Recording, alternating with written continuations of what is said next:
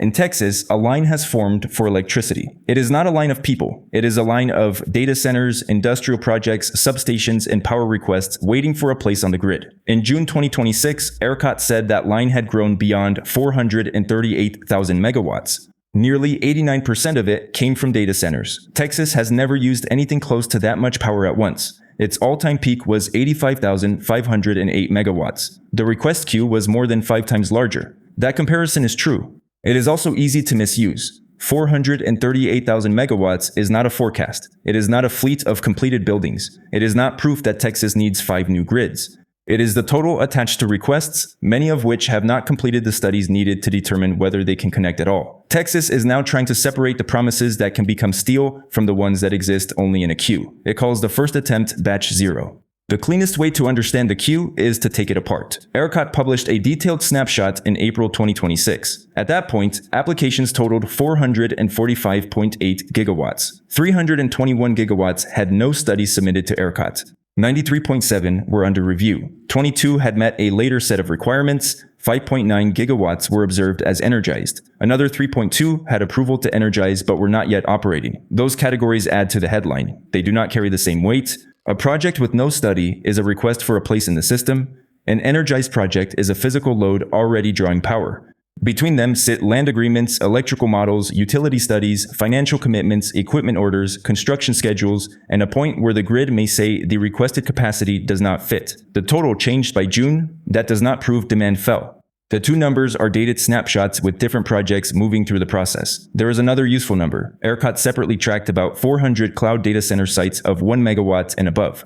Their approved to energize plus operational installed capacity was about 9,850 megawatts. Actual average demand grew 15.5% from January 2025 to January 2026. That is real growth, but it is nowhere near 438 gigawatts.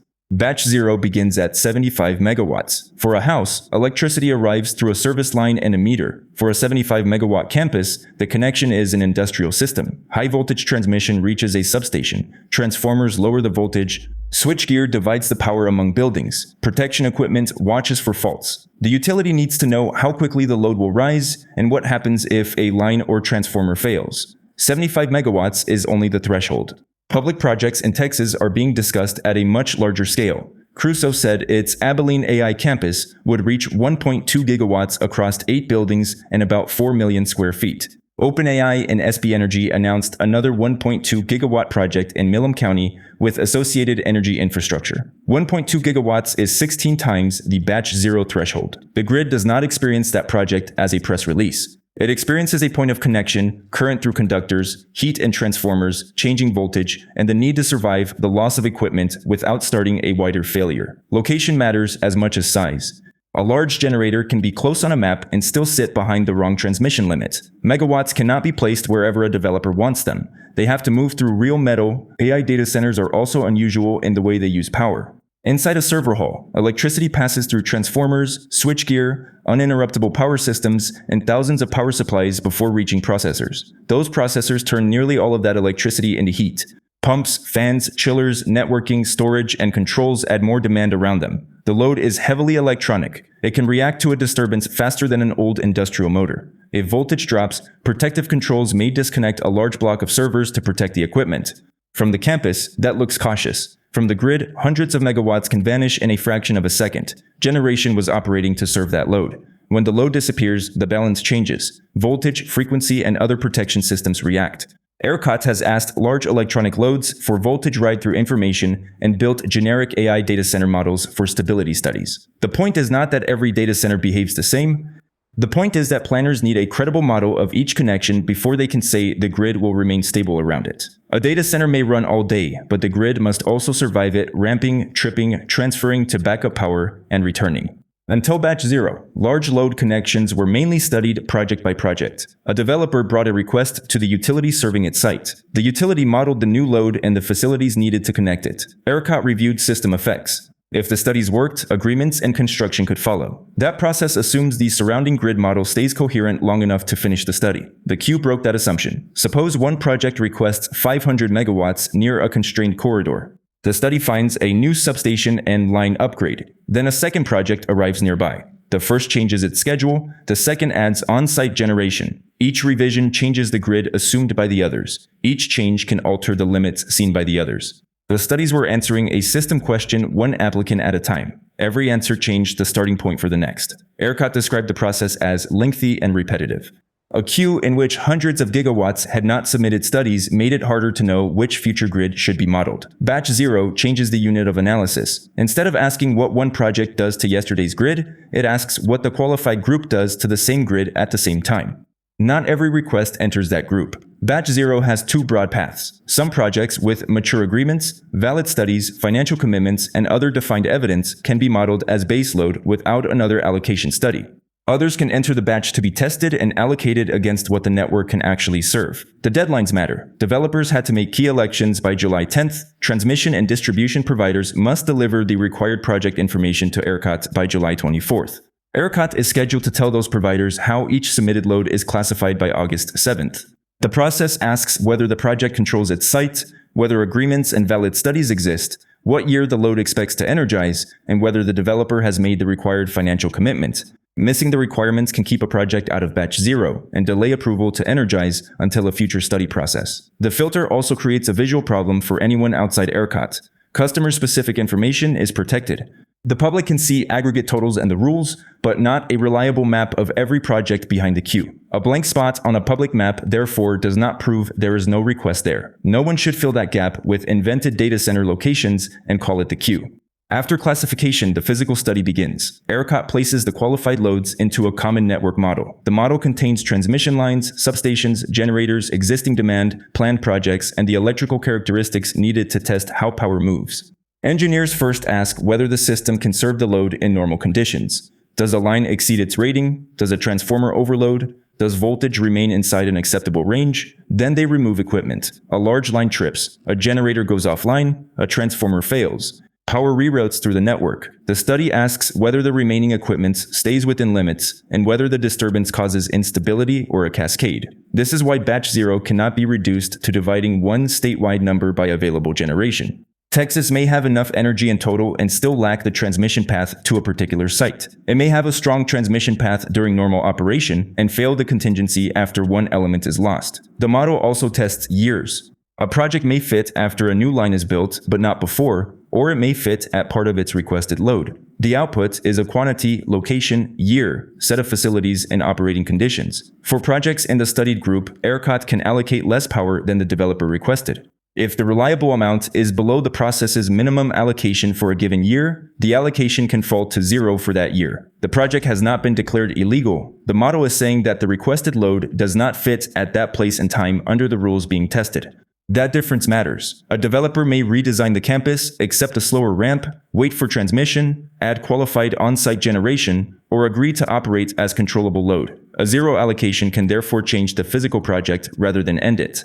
When two campuses need the same constrained corridor, both cannot assume the other one will vanish. When a line upgrade serves several credible projects, the cost and capacity have to be tied to the loads that made it necessary. When one project changes its commitment after the study, ERCOT has to refine the plan around the projects that remain. Batch 0 is transitional, not a permanent answer to every future large load. ERCOT expects a batch transmission plan in fall 2027. Applications for Batch 1 are expected the following summer. The study buys Texas something the old queue could not provide. One dated answer about which group of projects can share one version of the grid. An electrical study can show which lines a project needs. It cannot make the project real. Texas law and the Batch 0 rules add financial proof. Covered large loads face a study fee with a statutory floor of $100,000. They must show site control and satisfactory financial commitment. Direct interconnection facilities have to be covered through the governing agreement or a contribution in aid of construction. System upgrades carry another layer of security. Where a study identifies the transmission improvements needed because of a large load, the required security can follow the estimated cost. In some cases where that cost cannot be determined, the method uses $50,000 for each megawatt of peak demand. If a credible study shows no qualifying transmission improvement is needed, the security can be 0. Financial security moves part of that risk back toward the project that created it. It also makes a request expensive enough to test whether the developer is serious. But the protection does not mean data centers pay every grid cost. Direct connections, project-driven upgrades, shared transmission, and system operations are different scopes. The useful question is not whether a developer pays something. It is which physical asset the payment covers and who remains responsible if the planning assumption changes. Some projects can reduce what they ask from the grid. A truly islanded data center can build generation that never connects to ERCOT. If there is no grid connection, it generally falls outside the interconnection process, although state registration may still apply. Most campuses want a connection. Batch 0 includes a path for a private network with on-site generation and a limit on how much power it can withdraw from the grid. The campus may consume far more behind the fence, but the public system studies and enforces the withdrawal limit at the point of connection. Another path treats the data center as provisional controllable load. The system can study a higher maximum when conditions allow it, and a lower consumption level that the grid can rely on when a local constraint appears. These are physical operating states, not accounting labels. Meters measure the withdrawal. Controls reduce it. Generators, batteries, and server operations have to respond in the sequence promised to ERCOT. On-site generation can speed connection and reduce a transmission burden. It can also move cost and emissions into a private plant.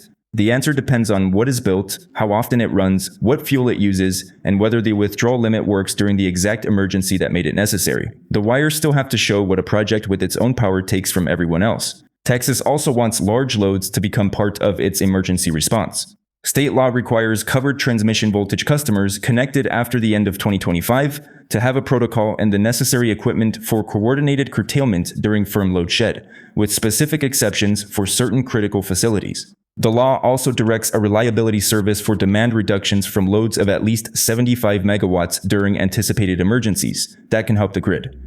A data center that reduces 100 megawatts during a tight hour changes the balance as surely as a generator adding 100 megawatts. If the campus can shift computing, use batteries, or move to on-site generation, it may provide flexibility that an ordinary factory cannot.